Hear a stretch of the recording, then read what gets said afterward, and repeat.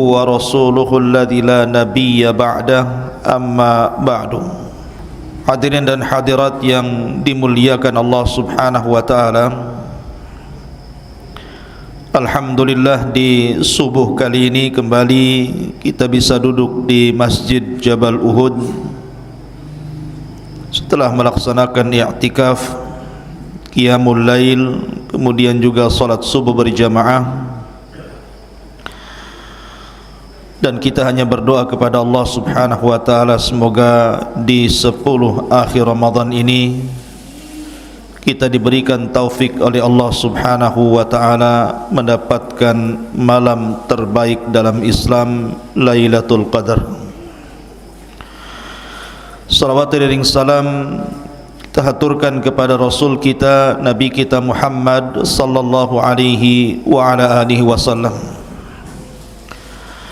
Lanjutkan kajian kita masih membahas Al-Qasasu wal Quran, kisah-kisah dan ayat-ayat dalam Al-Quran. Pagi hari ini kita akan membahas surah As-Saffat ayat 62 sampai 65. A'udzubillahi minasyaitonirrajim. Bismillahirrahmanirrahim. Adzalika khairun nuzulan am syajarataz zakum inna ja'alnaha fitnatan lidh-dhalimin innaha syajaratun takhruju fi aslil jahim tal'uha ka'annahu ru'usus syayatin. Makanan surga yang disediakan untuk orang-orang yang beriman itu lebih baik, ataukah pohon zakum yang disediakan untuk orang-orang kafir justru lebih baik? Kami telah menjadikan pohon zakum itu sebagai azab bagi orang-orang kafir dan juga bagi orang-orang musyrik dalam neraka. Pohon zakum itu adalah pohon yang tumbuh di dasar neraka jahim. Buahnya seperti kepala syaitan yang sangat menyeramkan. Ma'asyiral muslimin, jamaah salat subuh yang dimuliakan Allah Subhanahu wa taala. Surah As-Saffat ayat 62 sampai 65 ini ketika turun menjelaskan tentang bagaimana ngerinya penduduk neraka karena disediakan makanan berupa buah zakum. Rupanya tidak menjadikan orang-orang kafir itu beriman dengan adanya hari kebangkitan dan juga adanya neraka. Ketika Nabi SAW di-Isra Mi'rajkan oleh Allah, kemudian diperlihatkan neraka. Kalau Rasul ketika Isra Mi'raj masuk ke dalam surga, bahkan melihat istana Umar bin Khattab radhiyallahu an dan bidadari yang disediakannya. Tetapi ketika diarahkan ke neraka, Rasul tidak masuk. Karena Rasul kalau sampai masuk neraka, melihat neraka bisa terbakar. Maka Rasul hanya diperlihatkan dari kejauhan. Salah satu yang diperlihatkan kepada Nabi SAW adalah syajarataz zakum. Ada satu pohon, dan pohon itu tumbuh di atas neraka jahim. Itulah yang berbuah pohon itu yang disebut dengan zakum. Ketika Nabi SAW menyampaikan tentang sifat pohon zakum dan buah zakum, di mana ini makanan penuh neraka, orang-orang musyrik istihza, mengolok-olok. Bahkan diriwayatkan Abu Jahal yang disabdakan Nabi SAW, Fir'aunnya umat ini, tiba-tiba kemudian mengumpulkan orang-orang musyrik dan mengatakan, inna Muhammadan yu'idukum bin narin tahrukul hijarata thumma yaj'am annahu tambutu fiha syajarah. lihat si Muhammad itu sedang menakut-nakuti kalian katanya dengan neraka yang akan membakar pohon-pohon. Tiba-tiba dia menyangka bahwa di atas neraka itu tumbuh sebuah pohon yang disebut dengan zakum. Mereka kemudian menggunakan logika, kalau ada api kemudian disodorkan kayu, pasti kayu itu terbakar. Bagaimana mungkin kayu yang disodorkan kepada api langsung terbakar, tiba-tiba ada pohon yang tumbuh di atas api? Apa enggak terbakar pohon itu maksudnya? Makanya Allah Subhanahu wa taala mengatakan, inna ja'alnaha fitnatan lidzalimin. Kami jadikan cerita tentang syajaratuz zakum itu fitnah, ujian bagi orang-orang zalim. Mana mungkin ada pohon tumbuh di atas neraka, sementara neraka itu berupa api dan bisa membakar kayu bakar. Akhirnya kemudian Abu Jahal mengatakan kepada jariyahnya, kepada pembantu perempuannya, dan mengatakan, tahukah engkau apa itu zakum? Zakum, kata Abu Jahal, adalah at-tamr waz-zabid. Dia adalah kurma dan roti. Itulah zakum katanya. Akhirnya kemudian Abu Jahal mengatakan, kemarikan zakum kepadaku katanya. Kemudian Abu Lahab pun, Abu Jahal pun istihza, mengolok-olok tentang syajaratuz zakum. Kalaulah nanti Allah berikan syajaratuz zakum, ku makan, karena zakum adalah kurma dan juga roti katanya. Kurang ajar enggak? Kurang ajar Abu Jahal ini. Hanya karena logika bahwa tidak mungkin pohon tumbuh di atas api, dia lupa bahwa innallaha ala kulli syai'in qadir. Allah itu atas segala sesuatu maha mampu. Ma'asyiral muslimin yang dimuliakan Allah Subhanahu wa taala, cerita tentang makanan dan minuman penuh neraka. Pertama, cerita tentang zakum, dan itu difirmankan di banyak ayat dalam Al-Quran. Salah satunya suratul Dukhan ayat 43-46, inna syajarataz zakum ta'amul athim kal muhli yaghli fil butuni kaghalyil hamim. Sesungguhnya pohon zakum itu adalah makanan bagi orang-orang yang berbuat dosa. Rasanya seperti lelehan logam yang mendidih di dalam perut manusia, seperti air mendidih yang sangat panas dan bisa membakar. Kalau antum melihat YouTube, antum klik saja pohon zakum, maka kemudian akan muncul gambar-gambar tentang buah zakum. Bahkan saya pernah melihat ada orang yang kemudian mengupload, inilah pohon zakum yang kelak akan dimakan oleh penduduk neraka, hidup di utara Saudi. Jadi ujungnya memang kayak tengkorak tuh. Itu bisa lihatlah di Google tuh. Pertanyaannya, apakah memang buah zakum itu ada di dunia? Maka kita katakan bahwa mustahil pohon zakum itu ada di dunia. Dalilnya apa? Dalilnya sabda Nabi sallallahu alaihi wasallam, "Lau anna qitratan minaz zakum qutirat fi biharid dunya la afsadat ala ahli dunya ma'ayishahum fa kaifa biman yakunu ta'amuhum." Kata Rasul, kalaulah saja setetes dari zakum itu menetes di lautan bumi ini, niscaya akan menimbulkan kerusakan terhadap kehidupan penduduk manusia di dunia. Dari sini menunjukkan bahwa tidak mungkin ada pohon zakum itu di dunia, karena kalau seandainya ada, rusak kehidupan semua manusia.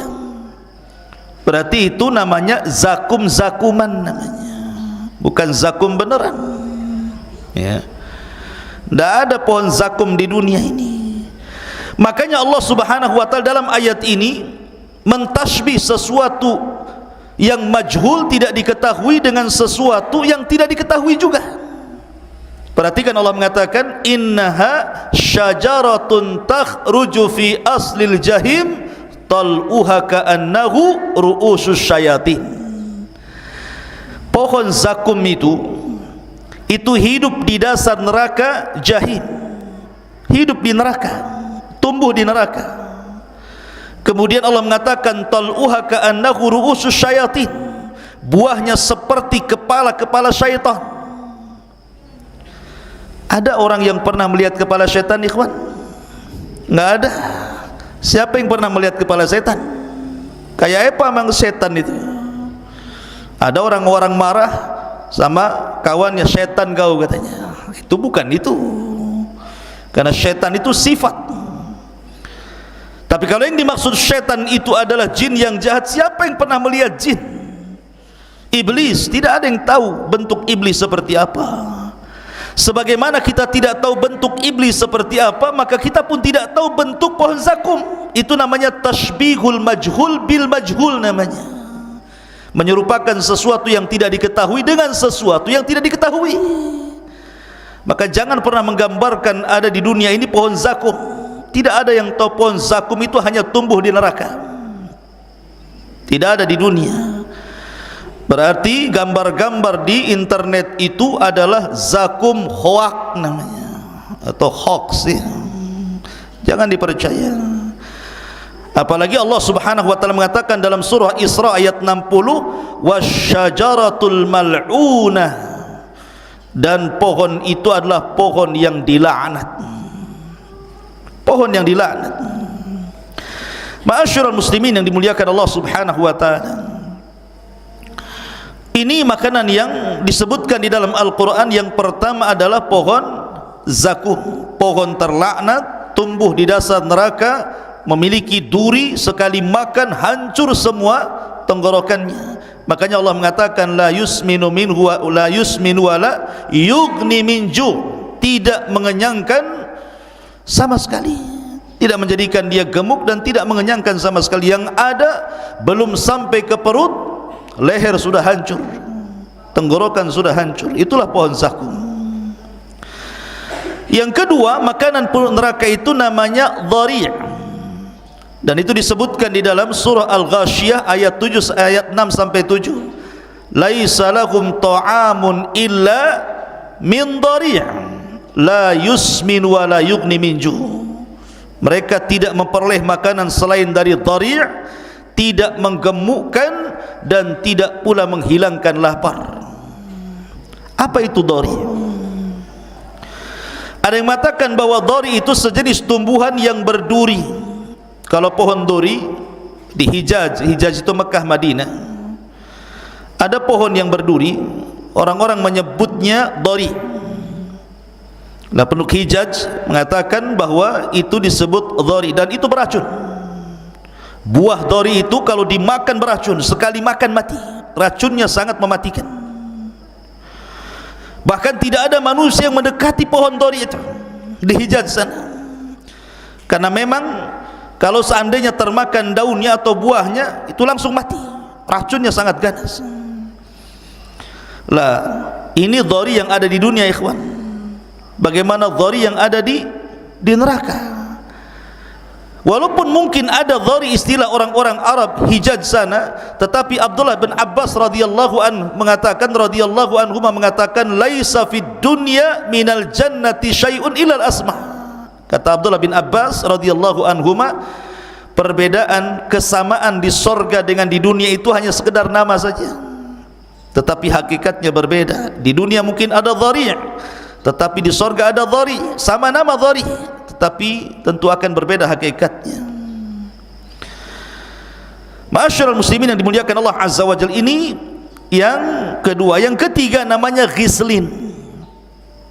Allah mengatakan dalam Al-Quran, wala ta'amun illa min ghislin, tidaklah penduduk neraka itu memakan sedikit pun kecuali mereka memakan ghislin. Apa itu ghislin? Ahli tafsir mengatakan seperti yang dikatakan Abdullah ibn Abbas, bahwa ghislin adalah sadidu ahlin nar, nanahnya penduduk neraka. Itulah ghislin, makanan penduduk neraka itu adalah nanahnya penduduk neraka sendiri. Ada juga yang mengatakan ma yakhruju min luhumihim, cairan yang keluar dari daging-daging penduduk neraka. Subhanallah ikhwan, itulah makanan penduduk neraka.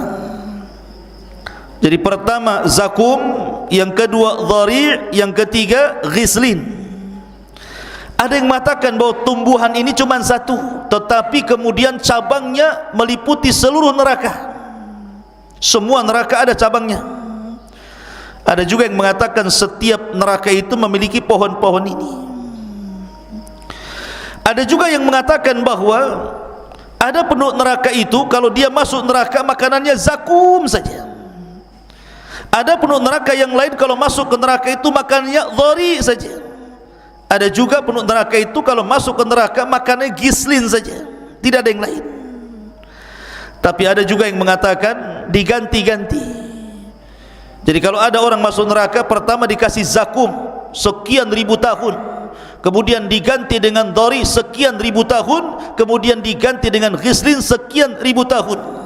Jadi ganti-ganti makanannya. Sebagaimana penduduk surga juga ada makanan diganti, kadang daging, kadang buah, kadang macam-macam. Maka penduduk neraka juga sama.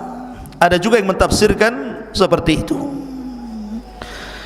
Adapun minuman penduduk neraka ikhwan, maka Allah Subhanahu wa taala berfirman dalam surah An-Naba, la yadhukuna fiha bardan wala syaraba illa hamiman wa ghassaqa. Penduduk neraka itu tidak merasakan kesejukan di dalamnya dan tidak pula mendapatkan minuman selain dua minuman. Pertama hamim, yang kedua ghassa. Apa itu hamim? Hamim kata ahli tafsir adalah al-hamimul ladzi qad intaha harruhu, air yang mendidih sampai kepada titik didih yang terakhir, saking panasnya, itu disebut hamim. Bahkan dikatakan oleh Asy-Syi'di rahimahullahu taala, ma'un harrun qad ishtadda harruhu yashrabunahu fayaqtau am'a'ahum. Hamim adalah air yang sangat panas, penduduk neraka meminum air sampai menyebabkan usus-usus mereka amburadul, pecah, putus. Itulah hamim. Adapun ghasyat dikatakan oleh Abdullah bin Abbas radhiyallahu anhuma, huwa zamharir yukhawwifuhum bibardihi. Jadi kalau hamim itu air panas, kalau ghassak itu air dingin. Tetapi lihat dinginnya air ghassak ini, minuman yang sangat dingin sekali. Benda ini membuat takut seluruh penduduk neraka karena saking dinginnya, puncak dingin yang luar biasa. Sampai-sampai Imam Mujahid mengatakan huwa thaljul barid alladzi qad intaha barduhu, es yang sangat dingin sampai puncak suhu dingin yang luar biasa. Huwa alladzi yasilu min juludihim. Ghassak adalah cairan yang keluar dari kulit-kulit penduduk neraka. Ma yakhruju min absarihim minal qayhi wad dam, cairan nanah dan cairan darah yang keluar dari mata-mata penduduk neraka itu disebut ghassak. Lah itu minumannya. Jadi yang satu air panas sekali, yang satu air dingin sekali. Ma'asyiral muslimin yang dimuliakan Allah Azza wa Jalla, wajar kalau suatu ketika Hasan Al-Basri rahimahullahu taala suatu ketika sedang mengajar seperti ini, tiba-tiba kemudian muridnya membawa minuman air putih untuk dihidangkan kepada gurunya. Ketika Hasan Al-Basri melihat air itu, tiba-tiba dia menangis. Lah murid yang kemudian menghidangkan air itu merasa bersalah. Kenapa kemudian gara-gara memberikan minum air putih, kenapa imam bisa menangis? Wa mayubkika ya imam, apa yang menjadikan anda menangis wahai Imam Hasan? Maka Hasan Al-Basri mengatakan, wallahi tadzakartu umniyata ahlin nar. Kata Hasan Al-Basri, demi Allah, ketika aku melihat air putih mineral itu, aku teringat dengan cita-citanya penduduk neraka. Kemudian murid-muridnya mengatakan, wa ma umniyatu ahlin nar ya imam, Apa cita-cita penduduk neraka itu wahai imam? Maka Hasan Al-Basri membacakan ayat dalam Al-Quran, wa nada ashabun nari ashabal jannah an afidu alaina minal ma' au mimma razaqakumullah. Ketika penduduk neraka itu memanggil-manggil penduduk sorga dan mengatakan, berikanlah kepada kami walaupun setetes air yang Allah berikan kepada kalian, atau secuil makanan yang Allah rizkikan kepada kalian. Maka serempak penduduk sorga mengatakan, innallaha harramahuma 'alal kafirin. Maaf, Allah haramkan keduanya bagi orang kafir. Lihat, karena memang tidak ada minuman yang bisa diminum, sehingga penduduk neraka itu sangat ingin meminum apa yang Allah rizkikan kepada penduduk sorga, tetapi Allah haramkan kepada penduduk neraka. Karena orang ikhwatu fiddin kalau sudah masuk ke dalam neraka, maka Allah subhanahu wa ta'ala berfirman, innal mujrimina fi adzabi jahannam khalidun. Sesungguhnya orang-orang yang berdosa itu kekal di dalam azab jahannam. Kalau sudah masuk neraka jahannam, maka dia dikekalkan di dalamnya bagi orang-orang kafir. La yufattir anhum wa hum fihi mublisun. Tidak diringankan azabnya dan mereka berputus asa di dalamnya. Wa ma zalamnahum walakin kanu anfusahum zalimun. Dan kami tidak menzalimi mereka, kata Allah, mereka sendiri yang berbuat zalim. Wa nadu, dan mereka pun memanggil-manggil, ya Malik liyaqdiya alaina rabbuk qala innakum makithun. Mereka berseru kepada malaikat Malik, biarlah Tuhanmu mematikan saja kami sudah tidak kuat. Tapi malaikat Malik mengatakan, sungguh kamu akan tetap tinggal di neraka itu seperti itu kondisinya. Artinya mereka tidak akan merasakan apapun kecuali azab Allah subhanahu wa ta'ala. Ma'asyiral muslimin yang dimuliakan Allah azza wa jalla, neraka itu ikhwan memiliki tingkatan-tingkatan. Ada yang disebut dengan al-jahim, ada yang disebut dengan jahannam, ada yang disebut dengan ladha, ada yang disebut dengan sa'ir, ada yang disebut dengan sakar, dan ada yang disebut dengan khutamah, dan yang terakhir disebut hawiyah. Itulah 7 tingkatan neraka. Kenapa disebut jahim? Sumiyat bidzalika liquwati ta'ajjujin nari fiha. Disebut neraka itu jahim karena kuatnya kobaran-kobaran api di dalamnya, menyambar-nyambar. Kenapa disebut jahannam? Sumiyat bidzalika bisababi bu'di nihayatiha aw qa'riha. Neraka itu disebut jahannam karena dalamnya neraka itu. Sampai-sampai Rasul suatu ketika dia mendengar suara keras. Sahabat Rasul mengatakan, tahukah kalian suara apa itu? Sahabat mengatakan, tidak wahai Rasul. Itu suara batu sebesar unta yang dilempar dari Sirat Titian ke dalam jahannam. 70.000 tahun yang silam, atau 70 tahun yang silam, baru sampai di dasar jahannam hari ini. Menunjukkan dalamnya gitu loh jahannam itu. Ada juga ladha. Kenapa disebut ladha? Li syiddati talahubiha. Karena ladha itu juga sama, karena saking menyambar-nyambar, mengejar-ngejar orang yang masuk ke dalam neraka, maka disebut ladha. Kalla innaha ladha.